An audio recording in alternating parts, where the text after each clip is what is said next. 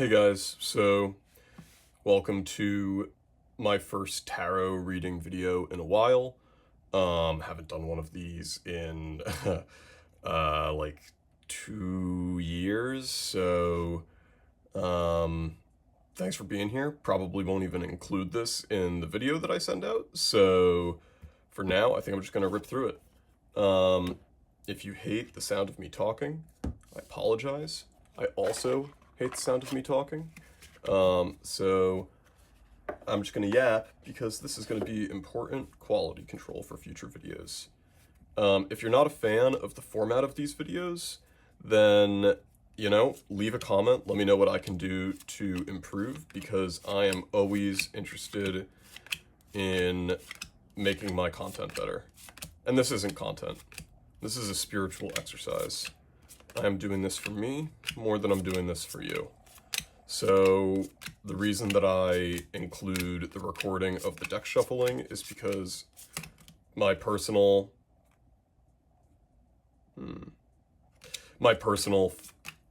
physics of tarot, so to speak, are such that it is the act of shuffling where the probability of what card gets pulled out is most susceptible to the influence of the person observing it.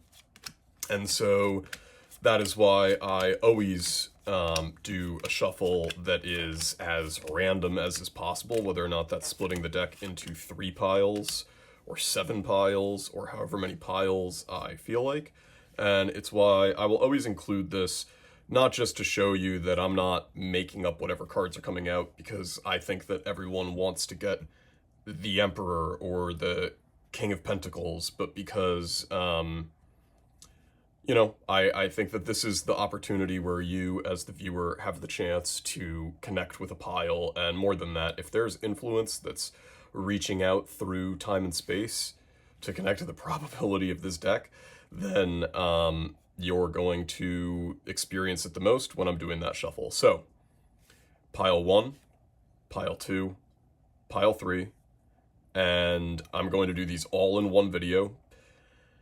And we're gonna, if you needed help, if you wanted like a second thing, here's pile 1, pile 2, pile 3. So a clock set to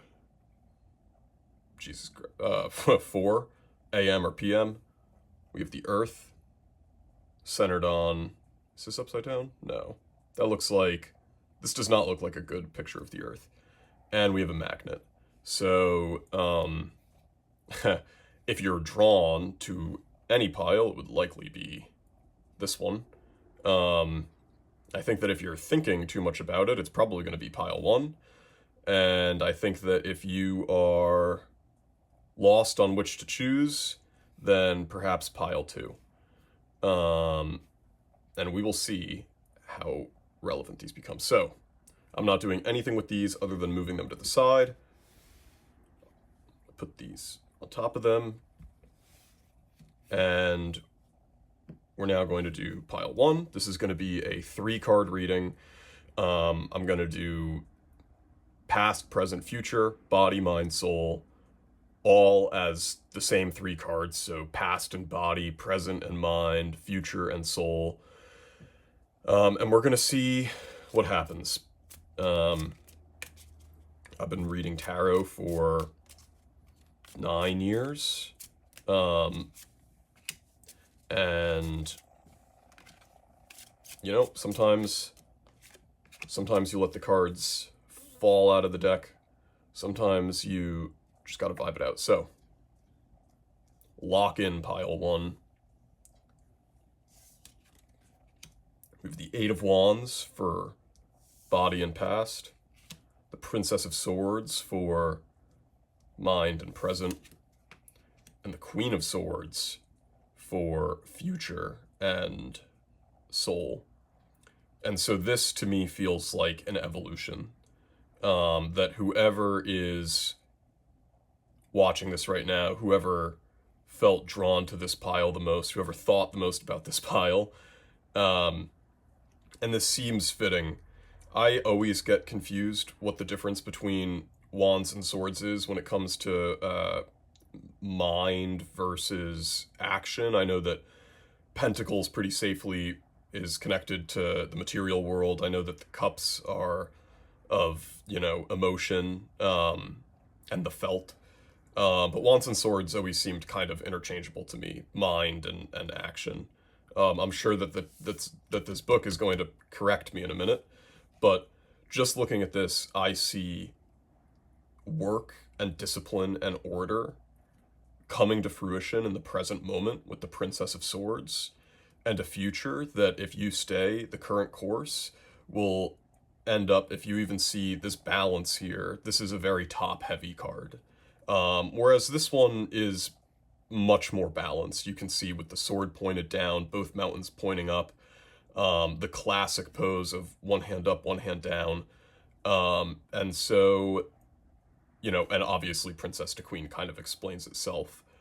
So this feels like a really beautiful progression. I think pile one, if you chose this and you were nervous about an outcome, if you were waiting for some sort of sign that the work that you've been putting in is going to pay off, this seems to me to indicate that it is only a matter of time, and that as long as you keep doing whatever it is that you were doing in the physical world, as long as you keep giving yourself that perspective and focusing on the work that you have done, I think that things are going to have a really beautiful outcome for you. And so I'm going to just turn to the book now and get a little bit of clarity, because I always like to double check. Eight of Wands, progress, movement, rapid action. Yup, steady pace is a full-on sprint, and you're now moving faster than ever. Progress is a process, and you are combusting with frenetic force, pushing your plans into rapid action. Things are falling into place in a serendipitous fashion. Within structure, there's freedom, room for more self-expression and creativity. Boundaries enable you to think about the important tasks, funneling your efforts into concentrated focus instead of using up your reserves. Fueled by your passion, you're moving faster than ever. Take advantage of the opportunities that come your way. The universe is working in your favor. Nice. And we're going to hit a little Princess of Swords energy. I'm not going to read the whole book for all of these, as this video will be 20 minutes long. Inquisitive, verbose, lively. And this is, body and being also very connected to action.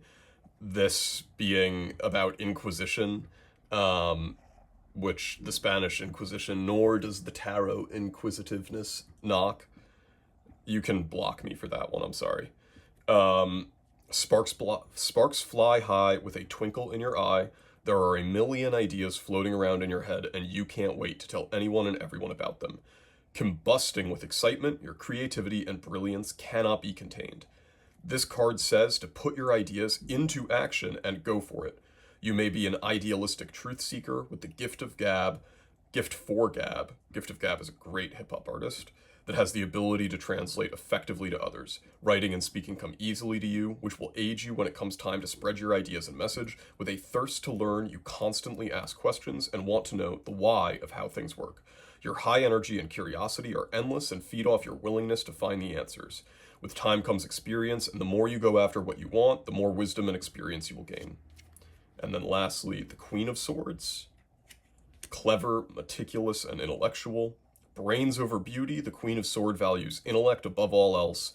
No problem telling it like it is, with class and sass. Direct, witty, honest, and blunt. Logic rules the land, with facts being the fairest of them all. And this very much goes to, I know, my kind of differentiation between,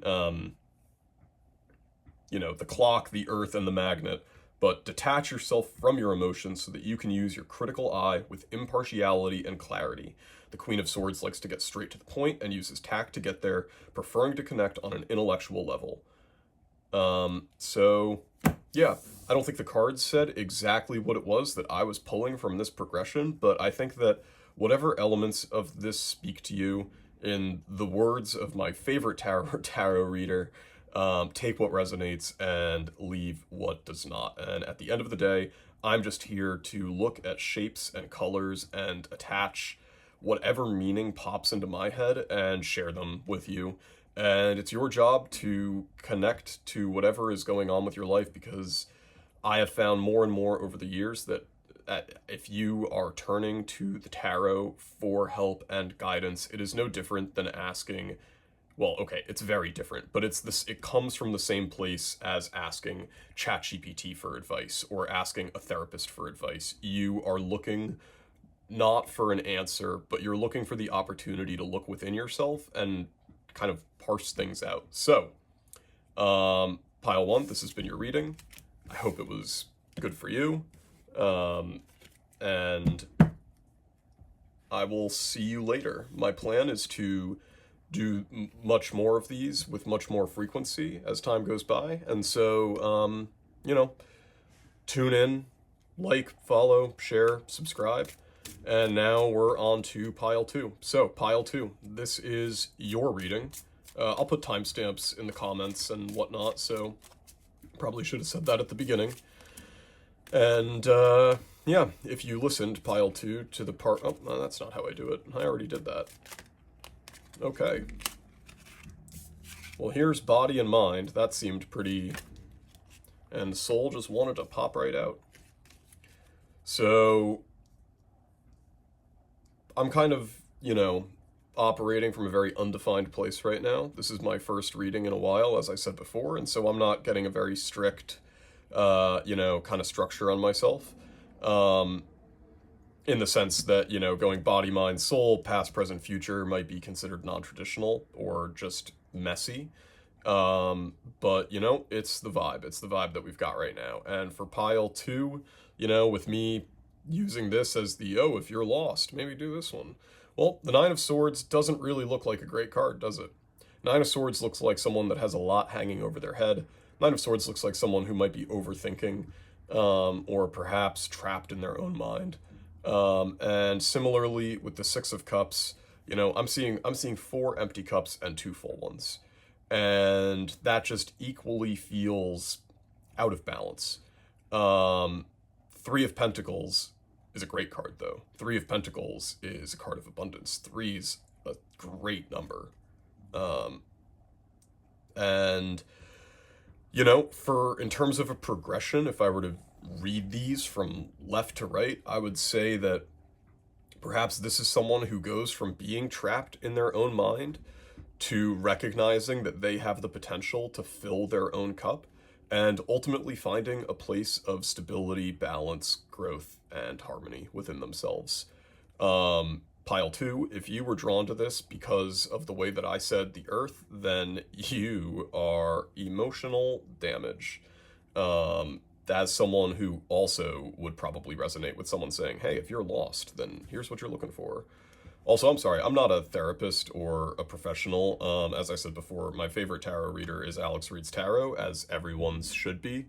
And you are always to take what resonates and leave what does not. If you tuned into this reading and you heard me go, oh my God, you're emotionally damaged, you know what, then don't, I do not know you. And I'm as much of a shitposter as I am anything else in my own heart and mind. So, I feel a horrible sense of responsibility as I said that, and might edit that part out, but might not. So if I don't edit it out, please don't take it to heart. Yep, look at that. Nine of Swords. Anxiety, worry, and distress. A living nightmare. Your worst fears are coming true. You've managed to manifest your worries by constantly thinking about the worst case scenarios, creating anxiety and stress. Making a mountain out of a molehill perpetuates your despair and fuels your melancholy. Fear and doubt are paralyzing you from moving forward with endless what-ifs playing over and over in your head. You're frozen with the crippling fear and doubt that you've created, and beating yourself up is only making it worse. Transform yourself out of the shadows and leap out of the darkness. Become your own cheerleader and acknowledge yourself for all the good that you've been doing. Celebrate your wins and breathe in all the blessings. Ease your anxiety by remembering that all is not lost. And this is very fitting for both the past and the body card, because I think being trapped is very much something that you can escape. Like, we cannot solve our problems with the same patterns that created them. So if overthinking and anxiety are what caused your problems, your negative lived experience at this moment, well, you can't overthink your way out of that.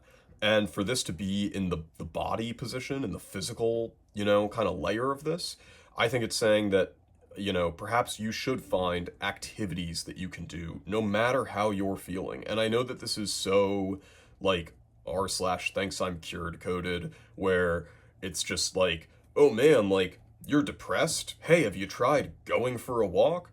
But you know what? As someone who has experienced depression and trauma and grief and loss, I can tell you that as much as I wanted to, punch the person that was like, hey, have you tried getting some sunlight? That it is amazing how waking up and getting some sun on your skin first thing in the morning literally tells your brain, hey, you know what? Let's get some serotonin in here. Let's get some dopamine in here. Let's maybe it's not that bad. And so maybe even if you have to be kind of like cynical about it, I would say try it. Try it. Because you know what? If you feel miserable the way you are right now and you want that to change, then don't prevent yourself from a potential solution by going, that's bad advice. Even though my advice is not good advice. So I just want to... Six of Cups, familiarity, innocence, and nostalgia. It's playtime. Taking a stroll down memory lane reminds you of childhood memories full of warmth and innocence. Reliving past memories makes you feel nostalgic for the good old days, free from stress and worry. The comfort and safety of your warm, happy-go-lucky memories is missing like a sore thumb in your day-to-day. You're wistful for familiarity, warmth, and simpler times. Responsibilities can feel heavy as you grow older. And there's a wish to go back in time, reunite with your inner child, and let her come out and play. Allow yourself to discover the world in a new way, like a baby with fresh eyes. There is always room for more laughter and joy. Heart open, feel the purity of childhood innocence fill you up with inspiration and lighthearted fun. And before I speak to that, I'm just going to go straight into the Three of Pentacles, since I yap. Teamwork, collaboration, and synergy. Teamwork makes the dream work. The seeds of your idea are taking root as you make the moves to grow and expand. Collaboration with like-minded souls is a must for inspired success. Everyone offers their different skills to the table, which makes the project even better. Synergy, together working towards your common goal of creating amazing and meaningful work. Build a team with those who have talents that would complement yours. For example, finding an analytical person to partner with an autistic person. Artistic, not autistic. The yin and yang of your combined strengths and weaknesses will allow learning and growth from each other to create a trinity effect. As the Beatles said, I get by with a little help from my friends. And so, I might not have been exactly card accurate with my kind of vibe on this before, but I think it's really interesting how this card craving, at least for this deck's interpretation, a craving of childhood nostalgia and wanting to go back into your memories and experience them from a place of joy. When my brother died, that was something that very much affected me. I wanted to go back and experience positive memories of our childhood, and I found that the trauma of what had happened made it almost impossible to do that. And I got caught in this cycle where, again, trying to solve the problems that we're having with the same thinking that created them, where if thinking about what could have been, if thinking about the potential future, if thinking about things that give you anxiety is like your issue that you're having, and then you are like, oh man, well maybe I should just think about good things instead. Well, guess what? It's gonna fucking go in a circle. And honestly, I can only be frustrated. I'm not frustrated with you, Pile 2. I'm frustrated with myself. I can only ever speak to my lived experience and distill that and share it. And so, yep. So, yeah, and you know what? Right here, I think, again, the Holy Trinity is not necessarily finding two friends who balance you out perfectly. I think it is as much finding that balance within yourself. I think it's more about finding that balance within yourself. And that if you can get your body and your mind aligned with the things that you value and are good for you, if you can go outside, like exercise, as someone who has struggled with consistent exercise over the years, but who knows deep down that nothing makes me feel better than training, I can also say that beating ourselves up about the things we're not doing does not make you do them any more than you need to pick a place to start that makes sense for you. And someone who has been ultra marathoning for 10 years, who takes a 2-week break and is like, man, time to get back on the horse. You know what? Their starting point is going to be so much higher than someone who maybe they were depressed all through high school and never joined a sports team because that was just not in the cards for them. And so as a result of that, running is something they've never done before. And the idea of even starting is so scary and exhausting that someone like me who knows nothing about you might say, hey, you should try exercise, and you don't know where to start. Well, you know what? Start with just thinking about it and being proud of yourself every time you think about it. Because our thoughts are what generate our actions a lot of the time. And the more you can imagine yourself having a good experience exercising and feeling proud of yourself, the more likely it becomes that you'll do that. And, you know, once you are in a place where thinking about it isn't scary or harmful, then you don't even start with run. You just start by putting on your shoes. And if you put on your shoes, you sit down, you take them off, that's a win. You made more progress that day than you did the day before. And maybe the next step is, after a week of just putting on your shoes, you just start going, you go outside, go for a walk 1 block, walk 10 blocks, walk down your street, drive somewhere and walk in the woods. And then maybe after 3 months of walking all the time, because you learn that you love to walk, maybe one day you want to get home faster than walking will get you there. And so you run a third of them. That's what happened to me. I've been walking for 4 months. Sometimes I love running, sometimes I hate running. The other day, I just wanted to get home faster than I would have had I simply walked. And I ran a third of a mile. And you know what? It fucking sucked, and I was slow, and it hurt, and I was so proud of myself for doing it. And I have not run in the 1 week since then, and it doesn't matter because I'm just proud of myself for having done that. And that's what allows these habits to continue. So, pile 2, I really hope that taking what resonated and leaving what did not, I hope that none of this resonated and you're like, man, this tarot guy is way off base. Not going to listen to him anymore. Because I've been here and it sucks. But pile 2, if this did resonate with you, then I really hope that any of what I said potentially helped you. And so I'm now going to go into pile 3, the last final pile. I find that in a lot of the tarot videos that I watch, I kind of end up gravitating towards 3, but you know, maybe that's just me. So pile 3, if you were drawn to this pile, ha ha ha, I liked this card for the first card, well then here we are. And as I've said in the other 2 videos, and as I'll say again, take what resonates, leave what does not. Oh man, off to a good start. Well, a good finish, it seems. You know, this is an interesting one. This one looks like someone who is equally split between, well, not only the past and the future, but that their present is very much in a state of tension, perhaps between what we would consider to be a positive outcome and maybe a more difficult one. But honestly, the 4 of Wands is not that negative of a card. It really looks like the 5 of Cups is going to be your biggest problem area right here. So it's whatever your mindset is on this current situation. But I can tell you that, well, never mind. I was going to say, oh, the 5 of Cups is way closer to the 10 of Pentacles than it is to the 4 of Wands. And then I realized that I'm just bad at numbers. I'm really good at talking about shapes, but numbers are not my strong suit. So, you know what, pile 3? Let's turn to the book, because I don't want to corrupt this message for you. And then I'll add, and then I'll give my 2 cents. Wands, where are you? Home, backbone, foundation. Centered and stabled, you've built a firm foundation from the ground up and are starting to see your ideas come to fruition. Building stability allows freedom, so don't sweat the small stuff. Enjoy your time with those most near and dear to your heart and share the success and good vibes. Your homebody status of late is allowing you to appreciate your home and how you spend your downtime. Grounded in mind, body, and soul, you're feeling safe and secure inside of yourself and finding a sense of home from within. Your strong sense of self enables you to have peace and acceptance for exactly who you are. Celebrate your wins no matter how large or small they are. Embrace any mistakes you've made. They are what makes you human. 5 of Cups.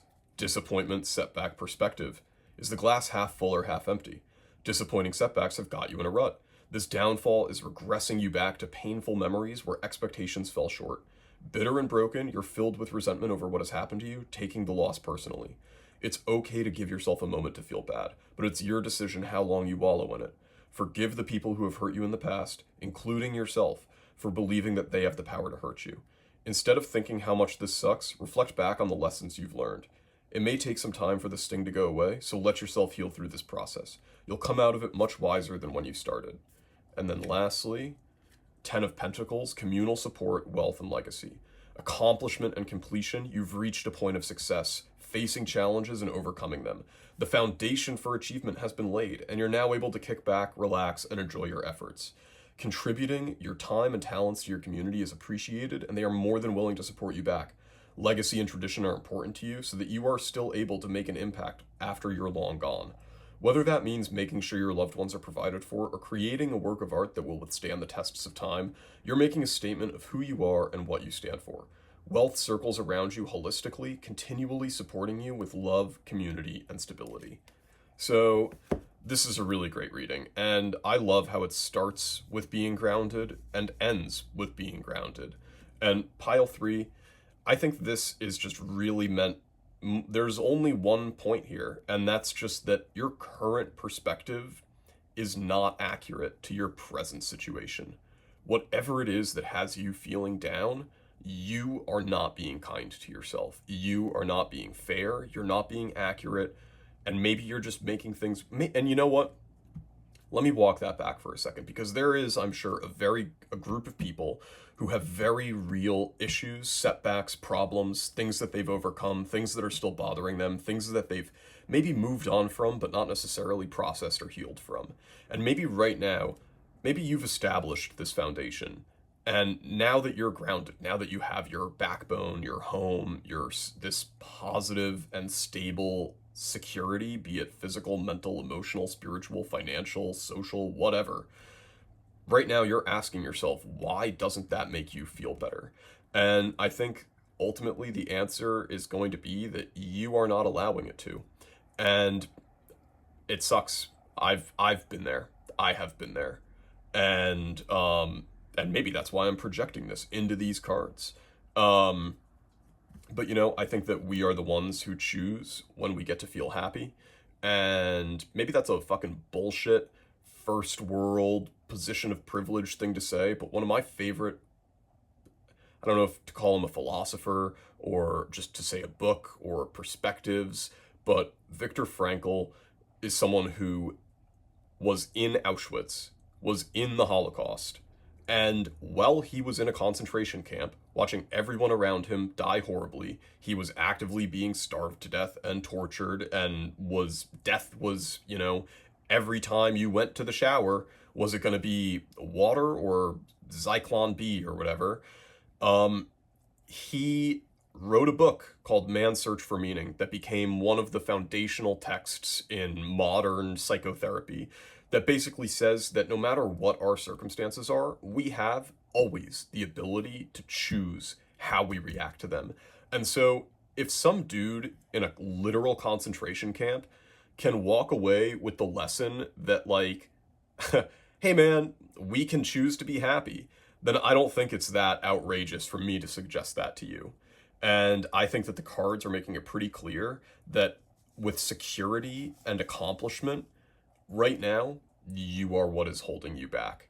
And for the record, that is not a license for you to be unkind to yourself.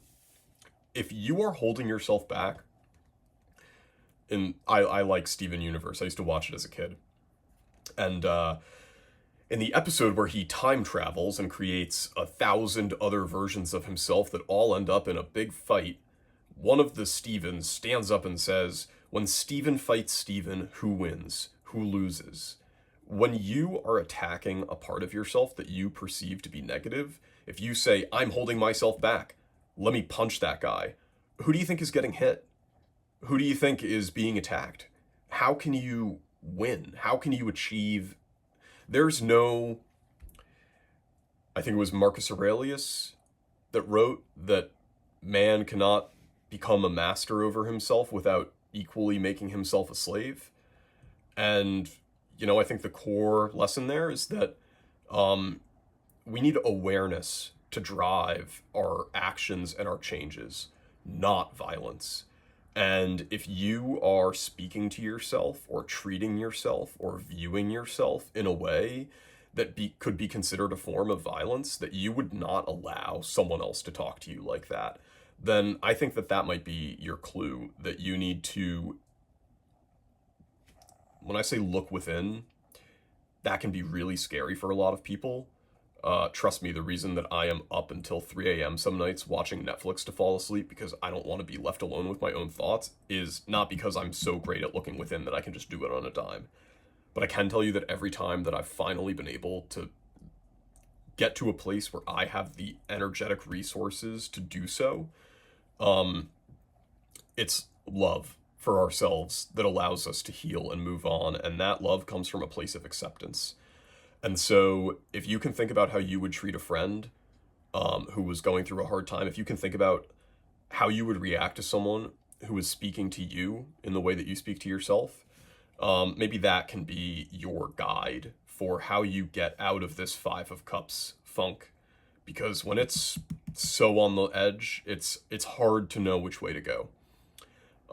So pile 3, and piles 1 and 2, you guys are probably gone, but yeah, I just want to say thank you for listening. Thank you for participating. I hope that this was a good reading for you, and I hope that I hope that any of this was helpful.